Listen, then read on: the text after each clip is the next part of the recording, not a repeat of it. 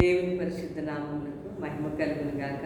ప్రభువైన యేసుక్రీస్తు నామములో మీ అందరికీ నా హృదయపూర్వక వందనాలు సొమ్ములు తెలియజేస్తున్నాను.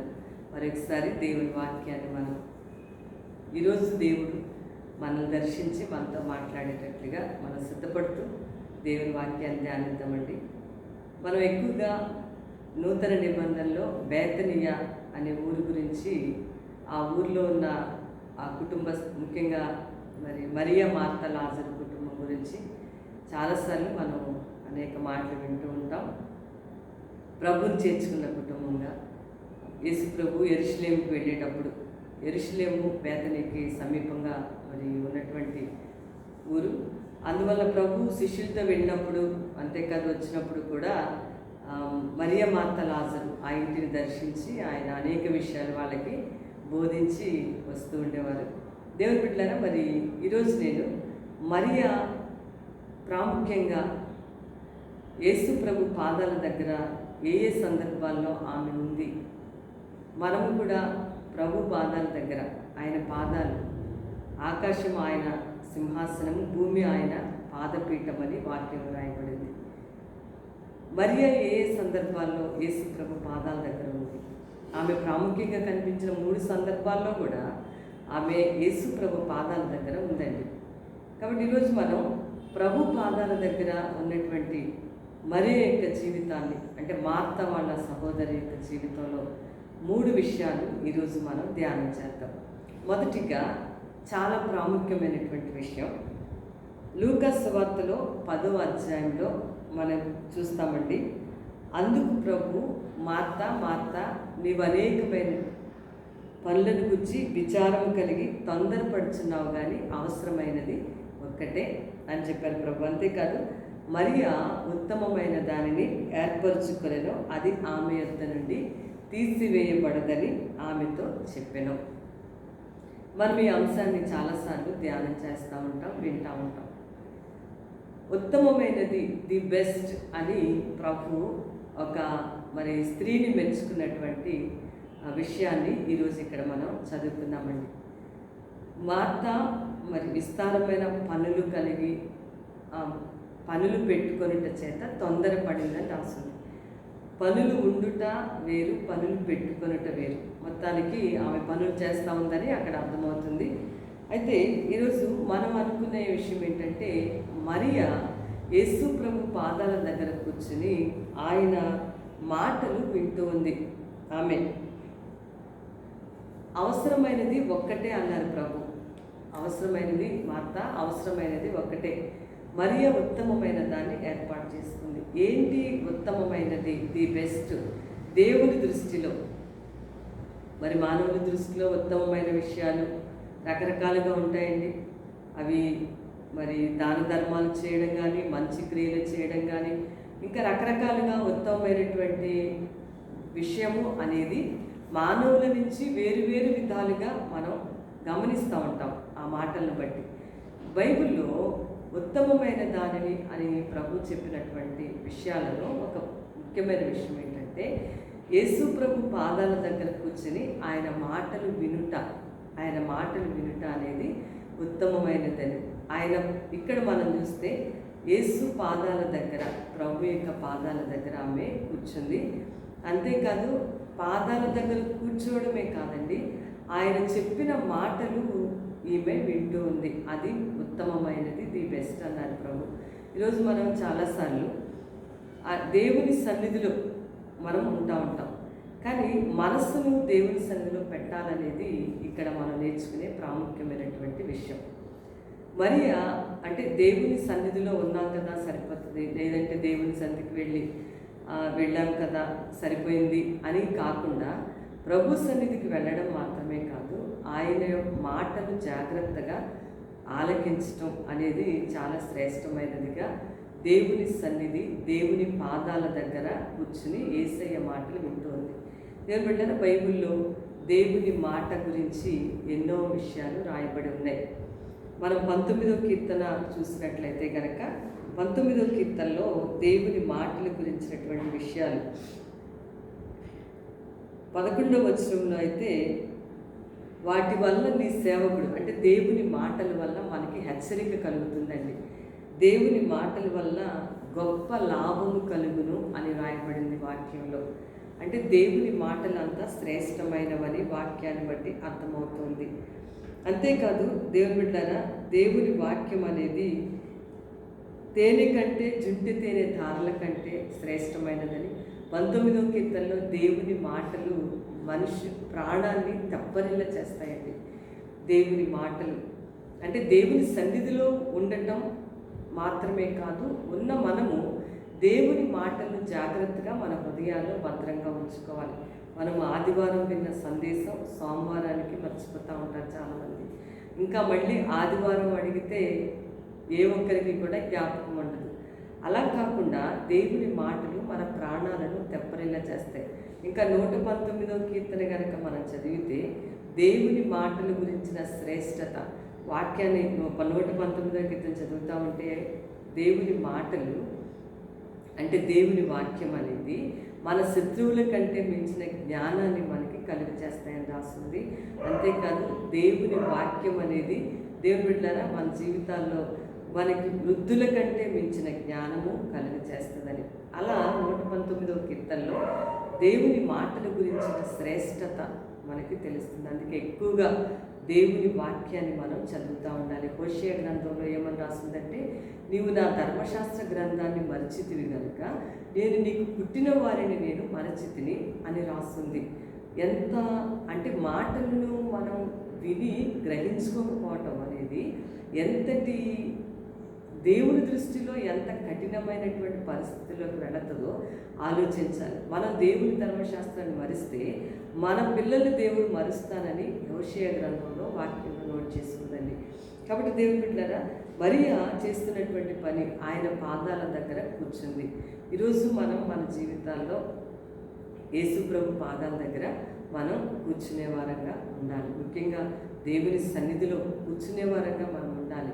అంతేకాదు కేవలం దేవుని సన్నిధిలో కూర్చొని మన మనసంతా కూడా ఆయా విధాలుగా ప్రయాణం చేసేటట్లుగా మనం అలా ఉంచుకోకూడదండి.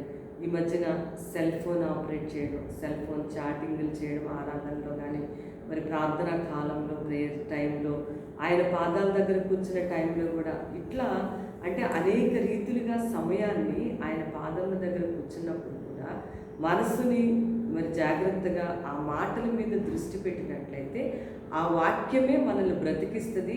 ఆ వాక్యమే మన ప్రాణములకు నెమ్మది కలుగు చేస్తుందండి. దేవుని వాక్యము అందుకనే మరియా ఉత్తమమైనది ఏర్పరచుకుందని ఆమె అది శ్రేష్టమైన విషయంగా యేసు ప్రభు చెప్పారు. కాబట్టి ఈరోజు దేవుని బిడ్డలారా, మొదటిగా మరియను మనం ఇక్కడ ఆయన పాదాల దగ్గర కూర్చొని ఆయన మాటలు వినే ఆమెగా మనం చూస్తూ ఉన్నాం. మన జీవితాల్లో మనం కూడా దేవుని సన్నిధిని ప్రేమించే వారంగా, దేవుని సన్నిధిని సేవించే వారంగా, దేవుని సన్నిధిలో దేవుని స్వరాన్ని గుర్తుపట్టగలిగే వారంగా, దేవుని స్వరము నాతో మాట్లాడుతుంది, దేవుని వాక్యము దేవుడు పరిశుద్ధాత్మ దేవుడు నాతో మాట్లాడుతున్నారు అనే గ్రహింపు కలిగిన వారంగా, లేకపోతే ఈ వాక్యం ద్వారా దేవుడు నన్ను సరిచేస్తున్నాడు అనే గ్రహింపు కలిగిన వారంగా మనం ఉండాలండి. ఈ మెసేజ్ ఫలానా వాడు వింటే చాలా బాగుంటుంది, వాళ్ళకైతే చాలా ఉపయోగం, వాళ్ళు ఈ మీటింగ్కి వస్తే బాగుండేది, ఇలాంటి ఆలోచనలు వాక్యం చెప్పబడుతున్నప్పుడు ఆ వాక్యం వచ్చిన వాళ్ళ కొరకు వాక్యం కాబట్టి దేవా నీవు నన్ను దర్శించు, నాతో మాట్లాడు అని చెప్పినప్పుడు దేవుడు తన స్వరం ద్వారా మనతో మాట్లాడతారు. ఆ గ్రహింపు అంటే అది సరి చేసుకునే విషయం అయితే మనం సరి చేసుకోవాలి. కంఫర్ట్ చేయబడుతున్నప్పుడు మనం కంఫర్ట్ చేయబడాలి. ఏ విధంగా దేవుని స్వరం వినిపించబడుతుందో దేవుని బిడ్డ తప్పనిసరిగా మనం దాన్ని తీసుకున్నప్పుడు అది మన ఆత్మలకు నెమ్మదిని, మన మనస్సుకు శాంతిని, మనకి ప్రాణాలు తెప్పరిల్లేటట్లుగా. అందుకే యోబు ఏమన్నాడంటే, మీరందరూ కూడా ఆదరణకు కర్తలు కారు అన్నాడు యోబు. అంటే దేవుని మాటలే ఆదరణ మనకి కలుగజేస్తాయండి. యోబు గ్రంథంలో చెప్పినట్లుగా మానవుల మాటలు ఆదరణకు కర్తలుగా ఉండవండి. దేవుని మాటలు ఆదరణకు కర్తగా ఉంటాయి. మనుషులకి ఇష్టమైనప్పుడు ఆదరణగా మాట్లాడతారు, వాళ్ళకి ఇష్టం లేదనుకోండి, ఎందుకంటే వాళ్ళు ఎన్నో ఇబ్బందుల్లో ఉంటారు, అప్పుడు వాళ్ళు ఆదరణకర్తలుగా ఉండనప్పుడు మనం దుఃఖపడకూడదు. ఎందుకంటే ఎప్పుడు కూడా మన ప్రాణాలు తెప్పరిల్లా చేసేది దేవుని మాట. అందుకే ఎప్పుడు దేవుని వాక్యాన్ని ప్రేమించే వారంగా, వాక్యమే దేవుడు కాబట్టి వాక్యాన్ని మన హృదయాల్లో ఉంచుకునే వారంగా మరియా ఆమె భూమి మీద జీవించినప్పుడు ఇంత శ్రేష్టమైన నిర్ణయంలో ఆమె జీవించిందని ఈరోజు మనం జ్ఞాపకం చేసుకుంటూ ఉన్నాం. రెండవదిగా ఆమె పరిశుద్ధ గ్రంథంలో చూసినప్పుడు ఆమె విస్తారమైన, ముందుగా మనం నేర్చుకున్న వాటిలో అంటే విస్తారమైన పనుల ఒత్తిడిలో కూడా ప్రభు పాదాల దగ్గర ఆమె కూర్చుంది. మన జీవితంలో మనకి ఎప్పుడు ఇంకా ఇంకొక 24 గంటలు ఉన్నా సరే మనకి టైం సరిపోదు. కాబట్టి ఈరోజు మనం కూడా తెలుసుకునే విషయం ఏంటంటే విస్తారమైన పనిపాటల మధ్యలో కూడా మనం దేవుని పాదాల దగ్గర వాక్యాన్ని ధ్యానించే వారముగా, ప్రార్థించే వారముగా మనం జీవించాలి. అంతేకాదు అది మన జీవితాలకు అన్వయించేటట్లుగా కూడా మనం జీవితాన్ని సరిచేసుకుంటూ ఉండాలి. రెండవదిగా యేసు ప్రభు, మరి ఈమె యేసు ప్రభు పాదాల దగ్గర ఉంది. ఇంకొక విషయం, ఆమె చాలా దుఃఖంలో ఉంది. అప్పుడు కూడా యేసు ప్రభు పాదాల దగ్గర ఆమె మనం చూస్తూ ఉంటాం. యోహాను సువార్త 11వ అధ్యాయంలో ఇక్కడ చూసినప్పుడు 32వ వచనంలో, అంతటా మరియా యేసు ఉన్న చోటికి వచ్చి ఆయనను చూచి ఆయన పాదముల మీద పడి. ఆమె భయంకరమైన దుఃఖకరమైన పరిస్థితి. ఎందుకంటే ఈ వాక్యం చదువుతున్నప్పుడు వాళ్ళ సహోదరుడంటే వీడికి చాలా చాలా ఎక్కువ ప్రేమ ఉందని అర్థమవుతా ఉంది. లాజరు చనిపోయి 4 దినాలైంది. ప్రభువుకి అప్పటికే కబురు పెట్టారు కానీ ఆయన రాలేదు. అందువలన మొత్తానికి ఆ సహోదరుడు చనిపోయిన కారణం చేత ఈ కుటుంబంలో అందరూ కూడా ఎంతో దుఃఖంలో ఉన్నారు. వాక్యంలో రాయబడింది. ఇంకొక మాట నేను మీకు ఈ విషయంలో జ్ఞాపకం చేస్తున్నాను. అంతకుముందు వచనాల్లో ఏమని రాస్తుందంటే, దేవుడిలారా మనందరం కూడా ఎంతో కంఫర్ట్ చెప్పి యేసు మార్తను, ఆమె సహోదరిని, లాజరును ప్రేమించి, అంటే ఒక ఇంట్లో ఉన్న మార్తను ప్రేమించారు ప్రభు, మరియ, లాజరు. ఒక గృహములో తల్లి, తండ్రి, పిల్లల్ని అందరినీ కూడా దేవుడు ప్రేమిస్తాడు. ఇప్పుడు సహోదరి పిల్లలు, యంగస్టర్స్ ఉంటారు, యవనస్తులు, మా అక్కకి బాగా చదువుకుంది, లేకపోతే మా చెల్లి బాగా చదువుకుంది, లేకపోతే మా అన్నయ్య బాగా చదువుకున్నాడు, నా పరిస్థితి ఉంది, దేవుడు నాకు ఎందుకు అలా చేయలేదు అని అనుకోకూడదు. గృహములో అందరినీ కూడా దేవుడు ప్రేమిస్తాడు, పక్షపాతం లేకుండా. ఆయన ప్రేమే శాశ్వతమైనటువంటి ప్రేమ, అందరినీ ప్రేమించే ప్రభు ఆయన.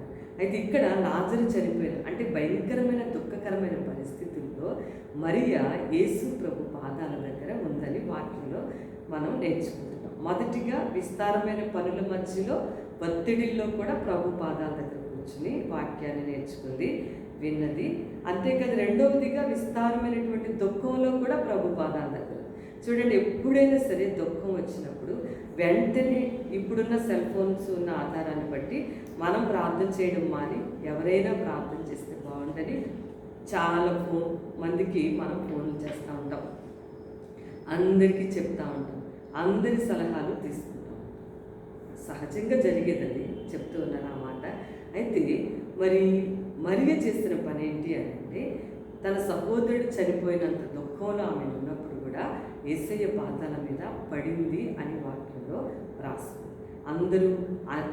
అందరి సహాయానికి వెళ్ళి ఎవరి సహాయము రానప్పుడు అప్పుడు ఇంకెందుకు ప్రార్థన చేసుకుంటే సరిపోతుంది అనుకునే స్థితిలోకి మనం వచ్చేవారంగా ఉండకూడదు.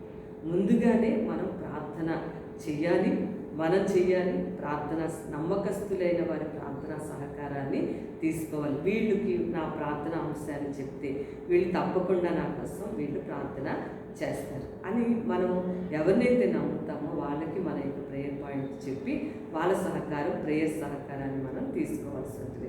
కాబట్టి దేవుని బిడ్డలారా, దుఃఖం వచ్చినప్పుడు కృంగిపోకూడదండి. దుఃఖం వచ్చినప్పుడు, చింత వచ్చినప్పుడు ఆ దిగుల్లో ఉండిపోకూడదు. ఆ దుఃఖంలో ఏ ప్రార్థన చెయ్యని వారిగా మనం ఉండకూడదు. దుఃఖం వచ్చినప్పుడు సమస్తాన్ని కూడా దేవుని పాదాల దగ్గర అప్పచెప్పడం మనం అలవాటు చేసుకోవాలి. ఎందుకంటే యోబు గ్రంథంలో ఒక మాట చెప్తాను, 7వ అధ్యాయం 1వ వచనం ఏం రాస్తుందంటే, నరుని కాలము యుద్ధ కాలము లాంటిది కాదా అన్నాడు ఆయన. అంటే మానవ జీవితం ఎప్పుడు కూడా యుద్ధరంగమేనండి. మనం ఇప్పుడు కత్తులతో వీటితో కాదు యుద్ధం చేసి, మానసికమైన సంఘర్షణ, భయంకరమైన పరిస్థితులు, కొన్ని సమస్యలు ఎవ్వరికీ కూడా చెప్పుకోలేనన్ని పరిస్థితులు. కాదంటారా? ఖచ్చితంగా ఉన్నాయి ఇట్లా. అయితే దేవుడు మనకు ఒక పరిష్కారాన్ని చూపిస్తాము. ఆయన పాదాల దగ్గరికి, ఆయన సన్నిధికి రమ్మని చెప్తాం. అంత విస్తారమైన దుఃఖంలో ఉన్నప్పుడు మరి మనుషుల సలహాలు తీసుకుని 10 మంది ఇచ్చే 10 సలహాలు పాటించడం కంటే ప్రభు పాదాల దగ్గర మోకరించి ఆయన పాదాల మీద పడినట్లయితే దేవుడు సరైన పరిష్కారాన్ని మనకి చూపిస్తాడు. ఈమె అదే ఒక మంచి జ్ఞానమే కలిగినటువంటి నిర్ణయాన్ని ఆమె తీసుకుంది. నేను మీకు ఇంకొక మాట చెప్తున్నాను. ఆ ముందు వచ్చిన ఏమని రాస్తుందంటే, అసలు ప్రభు అక్కడికి వస్తున్నాడని తెలిసిన తర్వాత మార్త పరిగెత్తుకుని వెళ్ళిందండి. మరీ ఇంట్లోనే ఉంది. మరీ దగ్గరికి వచ్చి మార్త ఏమని చెప్పిందంటే నెమ్మదిగా, ఆ బోధకుడు మరి నిన్ను రమ్మంటున్నాడు అని చెప్తూ ఆమె వెళ్ళి మరీకి చెప్పింది. అంటే చాలా ప్రార్థించేవారు దేవుని సన్నిధిలో ఉండేవారికి కూడా ఒకసారి హృదయంలో ఇంత కష్టం ఉంటుంది అన్నమాట. మేము కబురు పెట్టి 4 రోజులైనా ఆయన ఇలాంటి కార్యం చేయలేదని అనుకుందాం, ఏమో తెలియదు. మా అత్త పరిగెట్టుకుని వెళ్ళింది యేసుప్రభుని కలుసుకోవడానికి. ఆయన దూరంలో ఉన్నాడని తెలిసి అక్కడికి వెళ్ళింది కలవడానికి. మరీ అంత స్పీడ్గా పరిగెత్తి వెళ్ళలేదండి ముందు. అయితే ఈమె చెప్పింది వచ్చి నువ్వు రామని చెప్పినప్పుడు మరీ అప్పుడు లేచి పరిగెత్తుకెళ్ళిందండి. మీరు ఆ వచనాలు చదివినట్లయితే క్లియర్గా అక్కడ రాస్తుంది. నేను ఈ విషయంలో మీకు జ్ఞాపకం చేసేది ఏంటంటే, మరి నేను ఎంతో ప్రార్థన చేస్తూ ఉంటాను. మనకి బహుశా అనిపించవచ్చు, నేను ఎక్కువగా సేవ చేస్తూ ఉంటాను, ఎక్కువ వాక్యం చదువుతాను, దేవుని కోసమైన సమయం తీసుకుని, అయినా నా జీవితంలో ఎందుకు ఇంత దుఃఖం వచ్చింది ఈరోజు, ఆయన ఎందుకు నాకు ఇంత బాధ వచ్చింది ఈరోజు, అందరూ సంతోషంగా ఉంటారు కదా, మరి ఇంత భక్తి చేసి నాకే ఎందుకు వచ్చింది అనిపిస్తూ ఉండొచ్చు ఒకసారి. దేవుడు ఎప్పుడు కూడా అన్యాయం చేయడు. మనం నమ్మినట్లయితే కనుక, మనం నిజంగా ప్రభువుని ప్రేమిస్తే కనుక మన జీవితాల్లో జరుగుతున్నవన్నీ మేలు కొరకే జరుగుతున్నాయనే విషయాన్ని మనం గమనించాలి. యేసు ప్రభు పాదాల మీద పడింది. యేసు ఏడ్చెను అనే మాట ఇక్కడనే చూస్తాం. ఆయన దుఃఖపడిన సందర్భాలు చాలా తక్కువ బైబిల్. ఇంత డైరెక్ట్గా చాలా చిన్న మాట బైబిల్లో అని కూడా బైబిల్ క్విజ్లో అడుగుతూ ఉంటారు కదండి. జీసస్ వెప్ట్ అనే మాట, యేసు ఏడ్చెను అని. అంటే నేనేమంటున్నానంటే, పరిశుద్ధాత్మ దేవుని యొక్క తలంపులో అంటే ఈయన నేను బ్రతికించలేనని ఆయన ఏడ్చారు అని నేను చెప్పనండి. నేనేమంటానంటే, నేను వీళ్ళని ఎంత ప్రేమించాను, వాళ్ళకి కూడా నేనంటే అంత ప్రేమ కదా. ఇంత కష్టం రాగానే మరి వీళ్ళు ఎందుకు ఇంత అవిశ్వాసంతో ఉన్నారని ఒకవేళ ఆయనకి కన్నీరు విడిచారేమోనని నేను అనుకుంటా ఉంటాను. యేసు ఏడ్చినటువంటి ఆ మాట గురించి. ఎందుకంటే కార్యం చేయలేని ఆయన కాదు, చేయడం చాలా కష్టం, ఇది నేను అలా చేయాలి అనేమో ఏదో టెన్షన్ పడిపోయి కన్నీరు కార్చడం కాదు. బహుశా వాళ్ళ అవిశ్వాసం వలన ఈయన కన్నీరు తెప్పించి ఉండొచ్చు. ఈరోజు మన జీవితాల్లో మన అవిశ్వాసాన్ని బట్టి దేవుడిని దుఃఖపరుస్తున్నామేమో పరిశీలించుకో. అంటే చిన్న చిన్న విషయాలు అయితే దేవుడు సహాయం చేస్తాడు, పర్వాలేదు, పెద్ద విషయం కదా ఇది చాలా పెద్ద సమస్య, దీన్ని దేవుడు చేయగలడా అనే ఆలోచన అవిశ్వాసం వచ్చినప్పుడు ఇంకొక మాట జ్ఞాపకం చేస్తున్నానండి. చింత అనేది, దిగులు అనేది హృదయంలో ఉన్నప్పుడు. జార్జ్ ముల్లర్ గారు ఏమన్నారంటే, నీ హృదయంలోకి చింత అనేది పడిందంటే విశ్వాసం లేని దానివని అర్థం అన్నారు. చింత లేదు అని అంటే నీకు దేవుని పట్ల గొప్ప విశ్వాసం ఉంది అని అర్థం అని చెప్పారు జార్జ్ ముల్లర్ గారు ఇచ్చిన స్టేట్మెంట్లో. దేవుని బిడ్డలారా, కాబట్టి బహుశా ఆయన వారి అవిశ్వాసాన్ని బట్టి ఆయన దుఃఖపడి ఉండవచ్చు. ఈరోజు మనం కూడా మన జీవితంలో ఇప్పటికి ఎన్నో మేలులు అనుభవించాం, ఎన్నో ఉపకారాలు. ఈరోజు బ్రతుకుతున్నాం, చెల్లిస్తూ ఉన్నాం అంటే కేవలం అది దేవుని కృప వల్లనే కదా అండి. మరి ఎందుకు మనం ఏవైనా పెద్ద విషయాలు, సమస్యలు అనేవి వచ్చినప్పుడు కంగారు పడిపోతుంది? ఒక పిచ్చుక మరొక పిచ్చుకతో చెప్తూ ఉందంట, ఈ మానవులు ఎందుకు ఎప్పుడు చూసినా హడావిడిగా పరిగెడతా ఉంటారు, టెన్షన్గా ఉంటారు వీళ్ళు. మనకి పరలోకపు తండ్రి ఉన్నాడు కదా.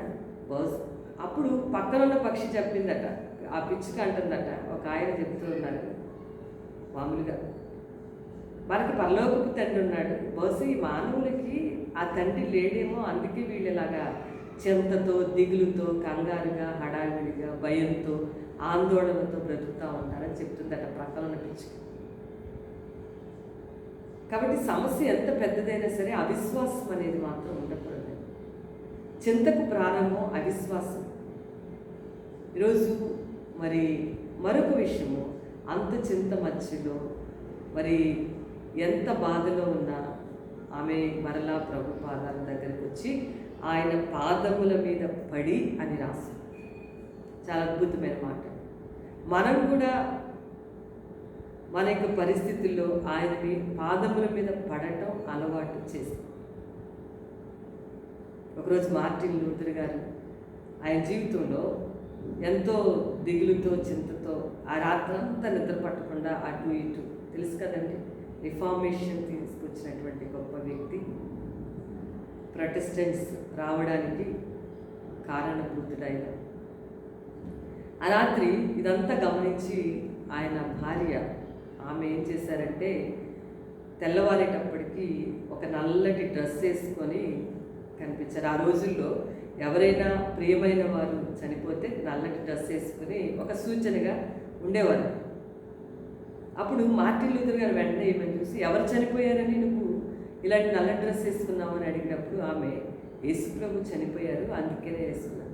ప్రభు ఎందుకు చనిపోయారు? ఆయన చనిపోలేదు కదా, ఆయన 3వ దినాన్ని తిరిగి లేచారు, ఆయన మళ్ళీ వస్తారు కదా, నువ్వు ఎందుకు అలాగున్నావు అంటే, వీరు రాత్రంతా దిగులు పడతా చింతపడతా నిద్ర పట్టకుండా ఉన్నారు కదా, మరి మీరు ఎందుకు అట్లా ఉన్నారు? దేవుడు లేడనే కదా.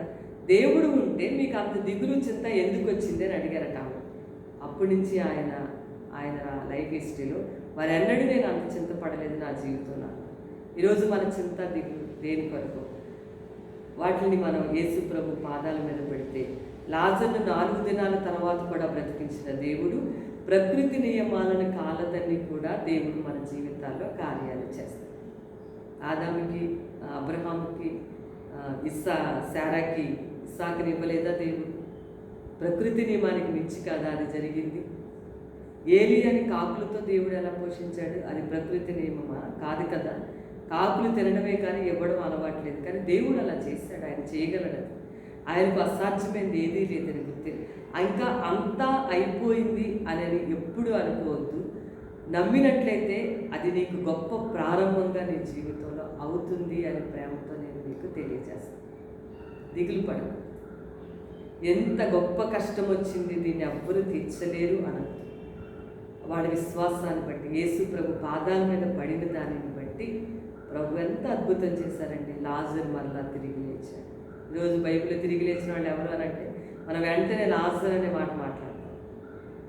సో కష్టంలో ఉన్నప్పుడు ప్రభు పాదాల మీద పడడం అలవాటు చేసుకోవాలి. కాలేజీలో సీట్ కావాలి, చదువులు బాగా చదవాలి, ఉద్యోగం కావాలి, అక్కడక్కడ తిరిగి వాళ్ళ వల్ల వీళ్ళు సంప్రదించడం, ప్రభు పాదాల మీద పడితే యేసు ప్రభు దగ్గర అన్నీ ఉన్నాయి. ఇవన్నీ కూడా ఆయనకు సంబంధించినవి, ఆయన చేయగలరు. 3వదిగా ఆఖరిదిగా ఆమె ఇంకా ప్రభు పాదాల దగ్గర ఏ సందర్భంలో ఉందంటే కృతజ్ఞతతో యేసు ప్రభు పాదాల మీద పడి. మనం ఇప్పుడు ఎక్కువ చూసే విషయం ఏంటంటేనండి, కష్టం వచ్చినప్పుడు ప్రార్థన చేయండి అని చెప్పి ప్రార్థన చేస్తారు. వాళ్ళు ప్రార్థన చేసుకుంటారు, సంఘస్థులతో ప్రార్థన చేయించుకుంటారు, అందరికీ ప్రార్థనలు చేయమని చెప్తారు, తెలిసిన వాళ్ళందరికీ ప్రార్థనలు చేయమని చెప్పి ప్రసంగం చేసిన వాళ్ళందరికీ ఫోన్లు చేస్తారు, చెప్తారు. మంచిదే చెప్పడం, ప్రార్థన సహకారం తీసుకోవడం. నేను ఇప్పుడు జ్ఞాపకం చేసుకునే విషయం ఏంటంటే, కృతజ్ఞత దేవుడు ఆ కార్యాన్ని చేసిన తర్వాత కృతజ్ఞత కలిగిన హృదయము దేవుడి కార్యం జరిగిన తర్వాత కూడా అదే కృతజ్ఞతతో యేసు ప్రభు పాదాల దగ్గర ఉండాలి. ఆ విషయం 12వ అధ్యాయం 3వ వచనము లాస్ట్ చూడండి, కింద నుంచి 2వ లైన్లో, యేసు పాదములకు పూసి తన తల వెంట్రుకలతో ఆయన పాదములు తుడిచాడు. కృతజ్ఞత. లాజరు లేచాడు, బ్రతికాడు. ఒక అద్భుతం జరిగింది, ఒక మిరకిల్ జరిగింది. చనిపోయిన లాజరు బ్రతికాడు. కృతజ్ఞతతో ఆమె ఆ పని చేసినట్లుగా మరి బేతనీయలో కృతజ్ఞత మరి పండగ అక్కడ వాళ్ళ ఇంట్లో జరిగిందని, ఆమె కృతజ్ఞతతో యేసయ్య పాదాల దగ్గర ఉందని దేవుని వాక్యాన్ని బట్టి మనం జ్ఞాపకం చేసుకున్నాం. కృతజ్ఞత అనేది నోటి మాటతో చెప్పి వదిలేయకుండా క్రియారూపకంగా కూడా కృతజ్ఞత ఆమె అక్కడ తెలియజేసింది. ఈరోజు మనం ప్రతి విషయాన్ని బట్టి కూడా దేవునికి, తెస్సలోనికైన పౌలు గారు రాస్తూ, ప్రతి విషయానికి కూడా దేవునికి కృతజ్ఞతాస్తుతులు చెల్లించుడి, ఇలాగు చేయుట ప్రభువైన యేసుక్రీస్తునందు మీ విషయంలో దేవుని చిత్తం. అలా మనం మరి జరిగిన విషయాలు, మన ప్రతి విషయాన్ని గురించి దావీదు మహారాజు చాలా కీర్తనలు, నేను ఎల్లప్పుడూ యెహోవాను సన్నిధించేదను, మహాసమాజంలో నేను ఆయనకు కృతజ్ఞతాస్తుతులు చెల్లించేదను. దేవుడు కార్యం చేసిన తర్వాత కొంతమంది ఇంకా కనపడరండి. దేవుడు అద్భుతం చేసిన తర్వాత మరి ఇంకా అడ్రస్ ఉండదు చాలామంది. దేవుడు చేశాడని చెప్పరండి వాళ్ళు. వాళ్ళ జ్ఞానంతో వాళ్ళు సంపాదించుకున్నట్లుగా మాట్లాడే సాక్ష్యాలు వింటూ ఉంటాం అక్కడక్కడ. మనం అలా ఉండకూడదు. మనం దేవుని దయ వలన, దేవుని కృప వలన మేము ఇది దేవుడి సన్నిధిలో చేసిన ప్రార్థనలతో, ఆ కృపతో మాకు దేవుడు ఇలా చేశాడని చెప్పగలగాలి. మన కృతజ్ఞతతో మళ్ళీ ఆయన పాదాల దగ్గర మనకు కనిపించాలి. మనం కృతజ్ఞత కలిగిన హృదయాలు మీద దేవుడు, అదే ఆయనకి స్టేజ్ అక్కడ. కృతజ్ఞత కలిగిన హృదయాల మీద ఆయన నివాసం చేస్తూ ఉంటారని వాక్యం మనం గ్రహించవచ్చు ఖచ్చితంగా. ప్రతి విషయాన్ని బట్టి కూడా మనం దేవుడికి ఆయన పాదాల దగ్గర కృతజ్ఞతలు చెప్పాలంటే 2025 సంవత్సరంలో ఈ రోజు దాకా మనం బ్రతుకున్నామంటే దేవుడు కృతజ్ఞతలు చెప్పాల్సింది. అంతేకాదు కనబడే ఆశీర్వాదాలన్నిటి వరకు దేవుడికి కృతజ్ఞతలు తెలియజేయాలి. ఇంకా ఏంటంటే కనబడనటువంటి విషయాలు కూడా ఎన్నో ఉంటాయి. మనం గ్రహించలేని విషయాలు, మనకు కనబడని విషయాలు కాదంటారు. కనబడని విషయాలు కూడా నేను నమ్ముతున్నాను. నాకు కనబడవు, కానీ నా గురించి ఆయన ఎన్నో గొప్ప కార్యాలు చేసి ఉంటారని దాన్ని బట్టి నేను దేవుని కృతజ్ఞతలు తెలియజేస్తాను. అంతేకాదు మనకి కొన్ని శ్రమల్లాగా కనిపిస్తాయి. నిజానికి అవి మనకి ఆశీర్వాదాలు. మన కళ్ళకేమో అవి శ్రమలాగా కనిపిస్తాయి, కానీ అవి మనకి ఆశీర్వాదం. దాన్ని బట్టి దేవుని కృతజ్ఞతలు తెలియజేయాలి.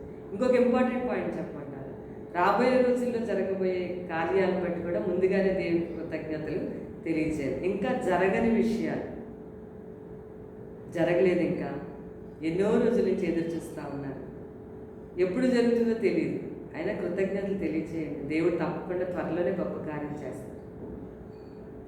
ఇలా మన జీవితంలో దేవునికి మేలులు చేసినప్పుడు ఆయన చేసిన ఉపకారాలను మర్చిపోకుండా ఆయనకు మనం కృతజ్ఞతలు తెలియజేసే వారంగా ఉన్నారు.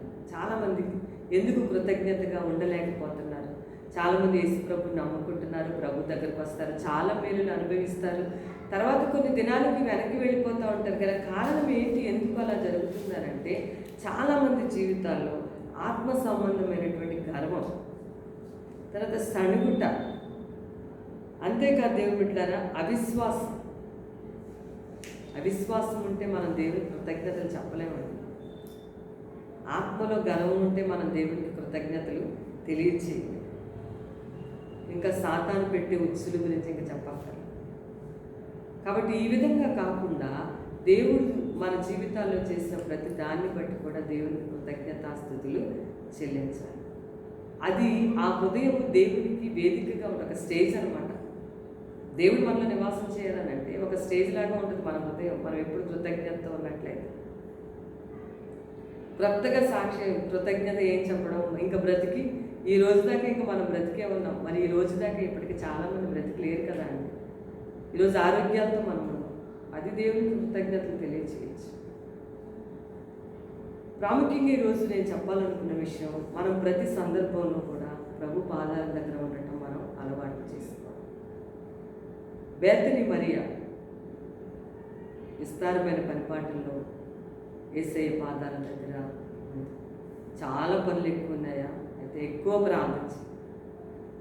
రెండో విషయం, చాలా కష్టం వచ్చిందా? మనుషుల్ని ఎంతవరకు ఆశ్రయించగలం, ఎంతవరకు మనుషుల వల్ల సహాయం పొందుతామని అనుకుంటున్నారు? ప్రభు పాదాల దగ్గరకు వచ్చినట్లయితే ఏ కార్యమైనా సరే ప్రభు చేయగలరు. కాబట్టి కష్టము కన్నీరు మధ్యలో కూడా ఆయన పాదాల దగ్గరే ఉండాలి. అందరి దగ్గర దేవుడు మాకు ఏది చేయలేదని చెప్పడం కంటే ప్రభు పాదాల దగ్గర కన్నీరు కార్చినట్లయితే దేవుడు ఇంపాసిబుల్ మ్యాటర్స్ పాసిబుల్ చేయలేదా? లాజరు బ్రతికించలేదా? చేయగలడు ఆయన. నెంబర్ 3, కృతజ్ఞత. అద్భుతాలు జరిగాయి మీ కుటుంబంలో, మీ జీవితాల్లో, పరిచర్యలు, ఆశ్చర్యకార్యాలు జరిగాయి. నాకు నేను అనడం మానేసి దేవుడు అని చెప్పి కృతజ్ఞత చెప్పినట్లయితే రాబోయే రోజుల్లో దేవుడు ఇంకా అద్భుతమైన కార్యాలు కుటుంబంలో కానీ పరిచర్యల్లో కానీ దేవుడు తప్పనిసరిగా జరిగిస్తాడు. ఆ హృదయమే అదే దేవునికి ఒక గొప్ప వేదికగా ఉంటుందని ప్రేమతో జ్ఞాపకం చేస్తాడు. కాబట్టి ఆ విధంగా మరియలాగా మన జీవితాల్లో కూడా చక్కటి ఆత్మ సంబంధమైన వ్యక్తులుగా ఎదుగుదాం. చిన్న ప్రార్థన చేస్తానండి. మహాపరిశుద్ధుడైన తండ్రి, వందనాలు, స్తోత్రాలు ప్రభు.